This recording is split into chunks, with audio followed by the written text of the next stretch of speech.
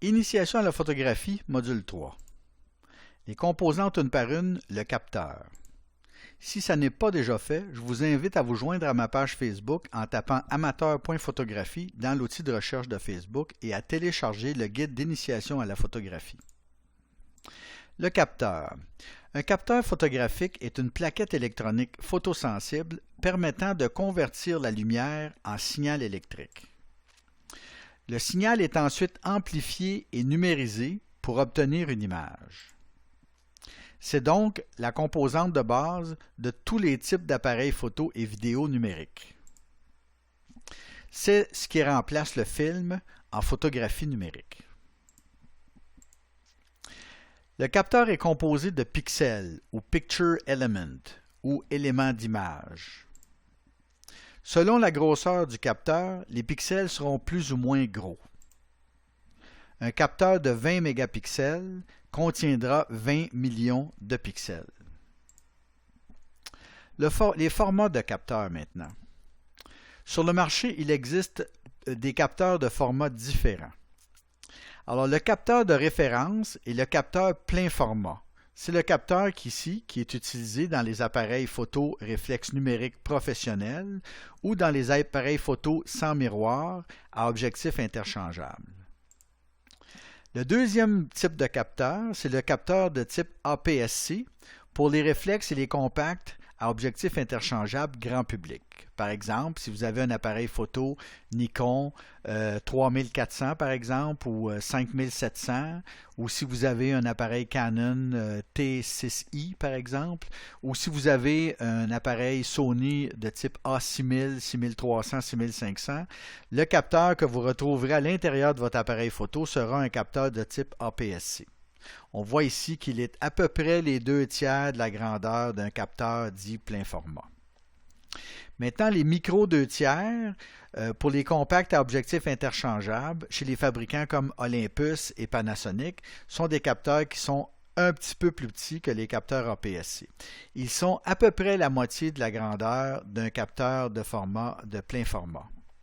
Finalement, les capteurs 1 et 2,5 pouces pour les compacts de bas de gamme et les téléphones intelligents sont ces petits capteurs ici qu'on retrouve dans à peu près tous les appareils photo qui vont vous coûter entre 100, 200, 300, 400 jusqu'à 500 $ à peu près. Alors on voit qu'il y a quand même une différence considérable entre un petit capteur de type 1 et 2,5 pouces et un capteur de type 35 mm ou dit plein format. Cette différence, elle est marquante et on va voir pourquoi dans les prochaines pages. Et c'est ce qui fait en sorte, par exemple, que quand on vous dit que votre appareil photo fait de très belles images, c'est vrai que votre appareil photo fait de très belles images quand vous les regardez sur votre ordinateur et qu'il n'y a pas beaucoup de définition. Mais si on veut agrandir les images ou les regarder sur des grands écrans, on va vite se rendre compte de la limite qu'ont les appareils photo qui ont de très petits capteurs. Il y a un type d'appareil photo dont on n'a pas parlé encore, mais qui est en train de devenir un peu plus répandu. C'est les capteurs dits moyen format, donc les capteurs numériques qui sont beaucoup plus grands que les capteurs dits plein format. Et ces capteurs-là, dits moyen format, commencent à apparaître tranquillement dans des appareils de très haute gamme, comme des Hasselblad par exemple, des Phase One et d'autres appareils photo de cette nature-là. Évidemment, on est en train de parler d'appareils photo qui valent dans les 8, 10, 15 000 $ et souvent même plus que ça. Donc, on n'abordera pas ces appareils photo-là dans notre guide d'initiation, sinon pour dire que ça existe. À propos des mégapixels, aujourd'hui, vous retrouverez des appareils photo compacts sans miroir ou plein format qui ont le même nombre de mégapixels. Par exemple, prenons 3 appareils photo, un capteur plein format de 24 mégapixels, un capteur APS-C de 24 mégapixels et un capteur 1 et 2/3 de pouce de 20 mégapixels. On voit que, grosso modo, ces 3 capteurs-là, dans ces 3 appareils photo-là, ont à peu près le même nombre de mégapixels sur le capteur. Donc, c'est quoi la différence en fait entre ces trois types de capteurs-là? Bien évidemment, la principale différence, c'est la grandeur du capteur.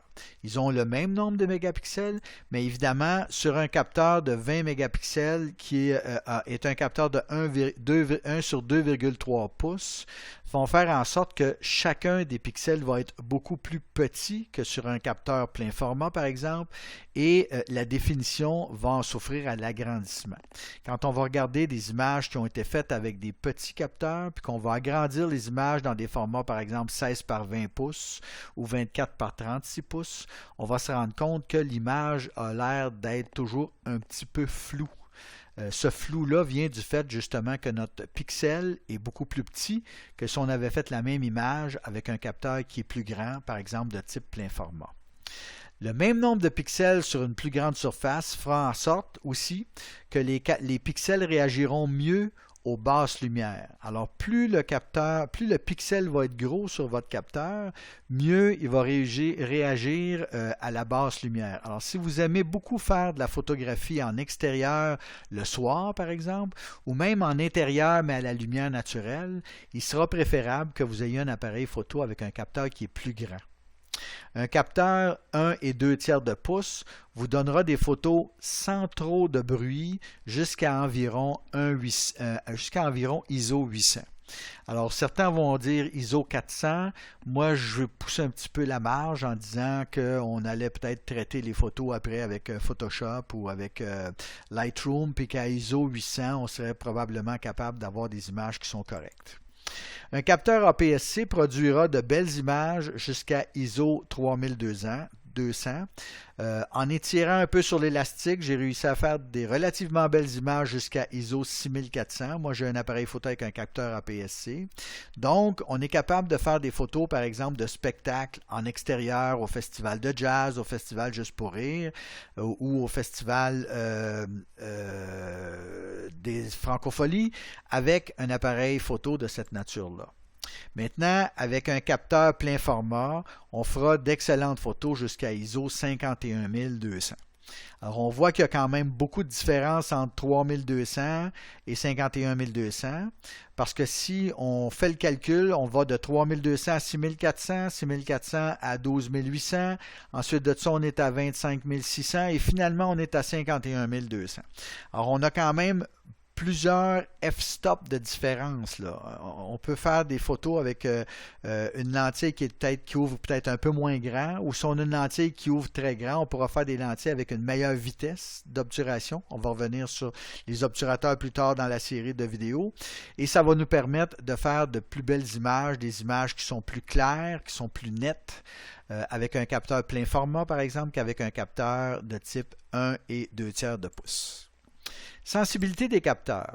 La sensibilité des capteurs est déterminée par la norme ISO. On en a parlé tantôt, ISO 800, ISO 3200, ISO 51200.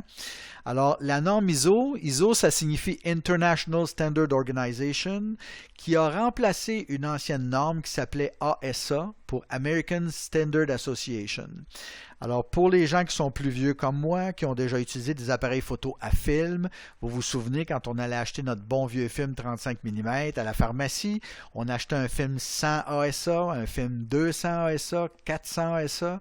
Ben, aujourd'hui, ce standard-là a été absorbé par la norme ISO. Donc, c'est le même standard de sensibilité, mais on l'a rebaptisé maintenant ISO. Alors, ASA a développé une unité de mesure de la sensibilité à la lumière en photographie qui a donc été reprise par ISO.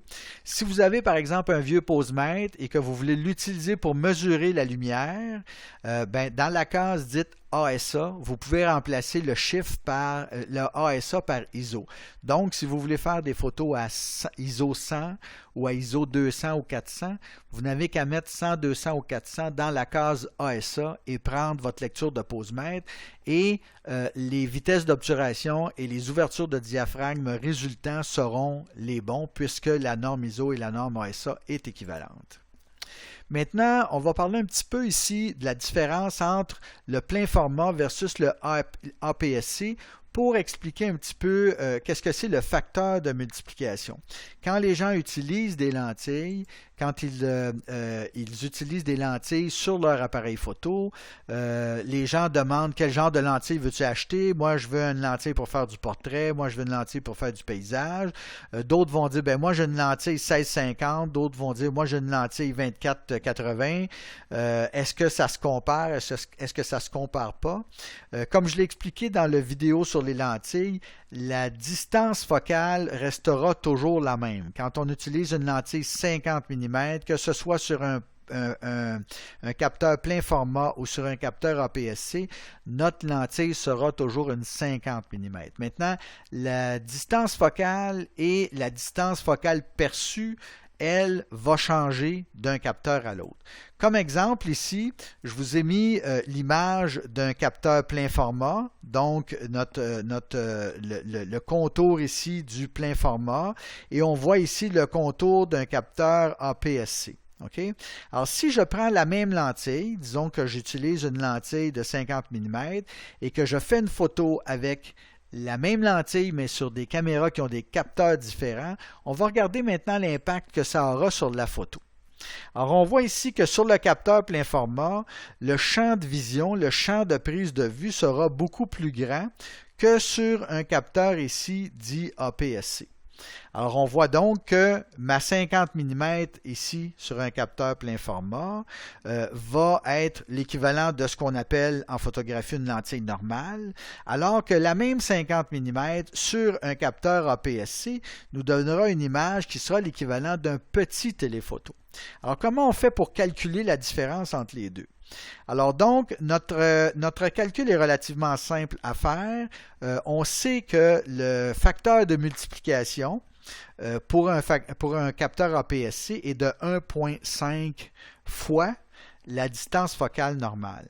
Alors, si j'ai une lentille 50 mm ici et que je multiplie mon 50 mm par un facteur de 1,5, j'aurai une lentille qui est l'équivalent d'une 75 mm. Ma lentille sera toujours une lentille 50 mm, mais elle nous donnera une image qui est l'équivalent d'une 75 mm sur un facteur plein format. Alors, pour avoir une photo qui ressemble à celle-ci, si j'étais sur un capteur plein format, à ce moment-là, j'aurais ici non pas une lentille 50 mm pour avoir cette image-là, mais j'aurais besoin de mettre sur mon capteur plein format, sur mon appareil avec un capteur plein format, j'aurais besoin de mettre une lentille équivalente, une lentille de 75 mm. Cette fois-là, la lentille sera vraiment de 75 mm. Alors, regardons ensemble quelques-uns des facteurs de multiplication les plus courants dans le monde de la photographie. Alors, si vous avez un appareil photo bas de gamme avec un capteur équivalent à 1,2 de pouce, votre facteur de multiplication sera de 5,6. Alors, j'ai fait une petite recherche dans Internet et j'ai remarqué que certains de ces appareils photo-là avaient des lentilles qui étaient marquées 4 à 40 mm.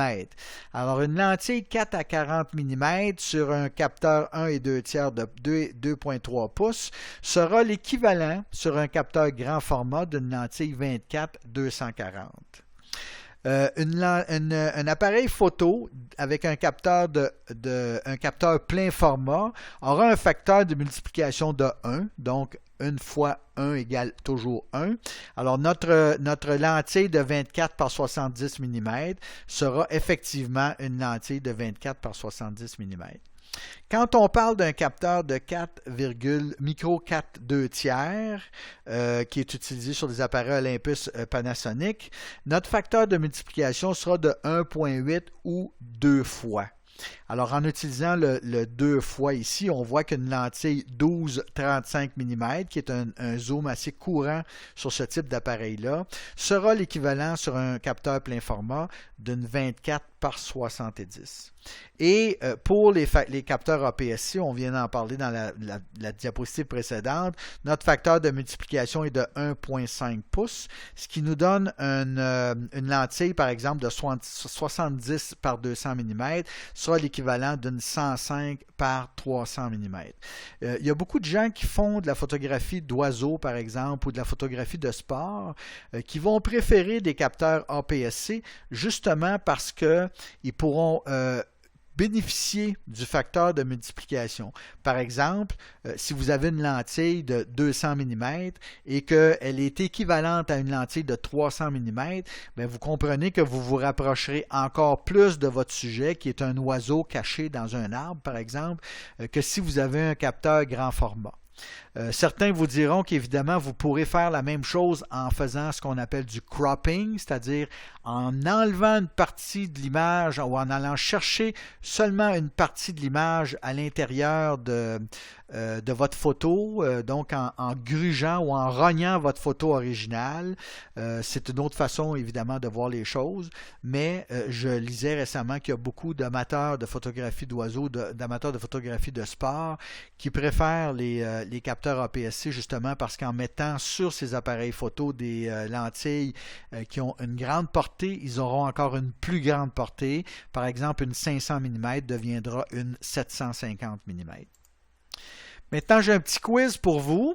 Vous vous souvenez qu'on a vu cette lentille-là dans la vidéo précédente, qui est une lentille dite 16 par 50. Sachant maintenant que cette lentille-là ici est utilisée sur un capteur de type APS-C, à quel équivalent sera notre 16-50 mm ici? Alors donc, comme cette lentille est utilisée sur un appareil APS-C, c'est quoi le facteur d'équivalence? On a dit que c'était 1.5. Alors, à la plus grande ouverture, à 16 mm, notre lentille sera l'équivalent d'une 24 mm sur un capteur grand format ou plein format. Et en étant à la distance focale de 50 mm, notre lentille sera l'équivalent d'une 75 mm sur justement un capteur plein format. Alors, encore une fois, pour ceux qui ne sont pas joints à ma page Facebook, je vous invite à le faire et je vous invite également à télécharger le petit guide d'initiation à la photographie. Je vous remercie beaucoup de votre attention et au prochain module.